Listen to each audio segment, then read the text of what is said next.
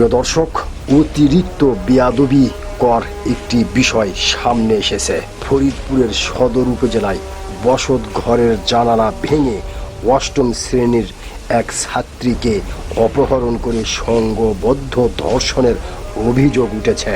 এ ঘটনায় স্থানীয়রা দুই অভিযুক্তকে মোটর সাইকেল সহ আটক করে পুলিশে সোপর্দ করেছেন।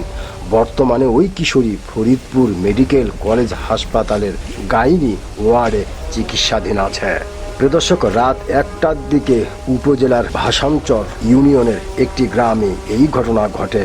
অভিযুক্তদের মধ্যে দুজন হলেন হেলাল মৃধা ও রইস শিকদার। তাদেরকে পুলিশে হেফাজতে নেওয়ার সত্যতা নিশ্চিত করেছেন ফরিদপুরের অতিরিক্ত police super crime and ops Shamsul আজম।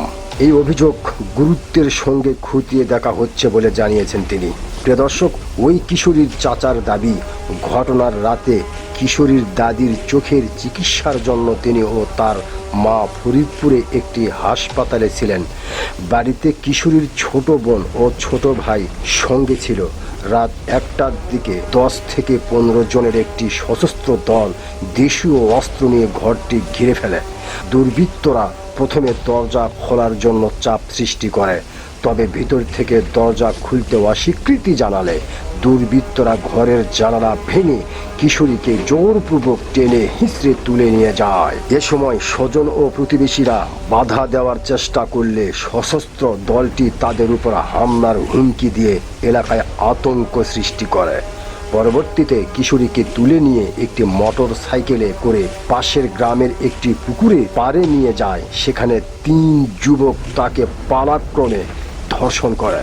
ওই এলাকার বাসিন্দাদের সূত্রে জানা যায়, সংঘবদ্ধ ধর্ষণের পর কিশোরী মারাত্মক অসুস্থ হয়ে পড়লে রাত 3টার দিকে ঘটনার প্রায় 2 ঘন্টা পর দুর্বৃত্তরা কিশোরীকে বাড়ির উঠোনে ফেলে রেখে পালিয়ে যাওয়ার চেষ্টা করে। ওই সময় এলাকাবাসী সংঘবদ্ধ হয়ে ধাওয়া দিয়ে দুজনকে একটি মোটর সাইকেল সহ আটক করে। পরে গণপিটুনি দিয়ে তাদের সদরপুর থানা পুলিশের কাছে সোপর্দ করেন। ওই কিশোরীর ছোট বোন জানায়, দুর্বৃত্তরা জানালা ভেঙে ঘরে ঢুকে আমার বোনের চুলের মুঠি ধরে তাকে টেনে হিঁচড়ে বের করে নিয়ে যায়। ফরিদপুরের অতিরিক্ত police super crime and ops Shamsul Azam বলেন, গণধর্ষণের ঘটনায় আমরা একটি লিখিত অভিযোগ পেয়েছি। এই ঘটনাটি সর্বোচ্চ গুরুত্ব দিয়ে তদন্ত করে আইনগত পদক্ষেপ নেওয়া হচ্ছে। এলাকাবাসী যে 2 জনকে আটক করে পুলিশের কাছে সোপর্দ করেছে তারা বর্তমানে থানায় পুলিশের হেফাজতে রয়েছেন। প্রিয় দর্শক, এতক্ষণ আপনার মূল্যবান সময় দেওয়ার জন্য আপনাকে অসংখ্য ধন্যবাদ। আল্লাহ হাফেজ।